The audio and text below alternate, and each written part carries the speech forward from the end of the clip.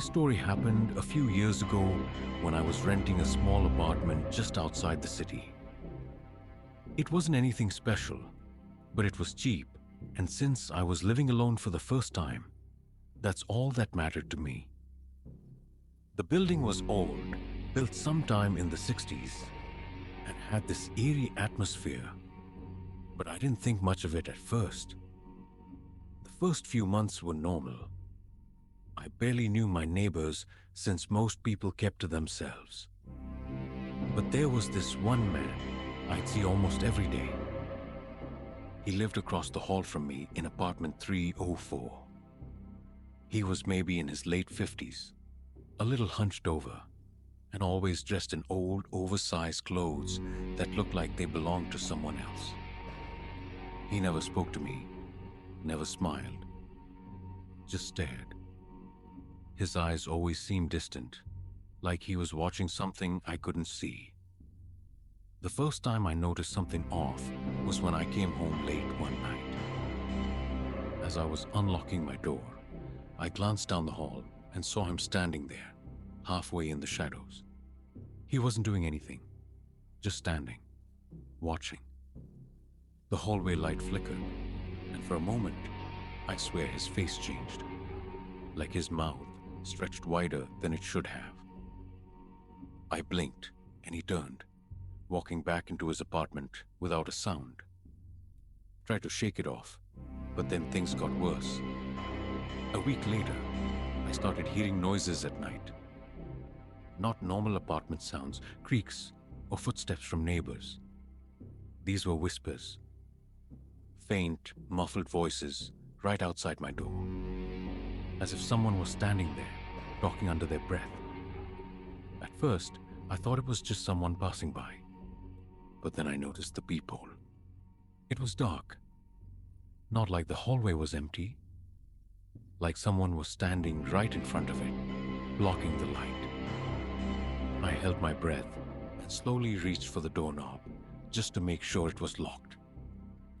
As soon as my fingers touched the metal, a loud, heavy knock shook the door. I jumped back, my heart hammering.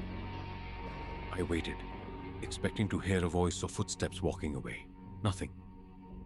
I didn't sleep that night. A few days later, I came home and found my door slightly open. Just a crack. My stomach dropped. I knew I had locked it before leaving. I pushed the door open slowly, my hands shaking. The apartment looked normal at first glance, but then I noticed something on my bed. It was an old yellowed Polaroid photo. I picked it up, feeling my chest tighten. It was a picture of my apartment, but not as it was now. The furniture was different, and the walls had old wallpaper instead of paint. It looked like the room from decades ago, but that wasn't the worst part. In the center of the photo, lying in the exact spot where my bed was a body covered by a thin white sheet. The sheet was slightly pulled back, revealing a face that looked exactly like mine. I dropped the picture and ran out of the apartment, slamming the door behind me. That night, I stayed at a friend's place. I told him everything, but he just laughed it off, saying I was imagining things. I wanted to believe that.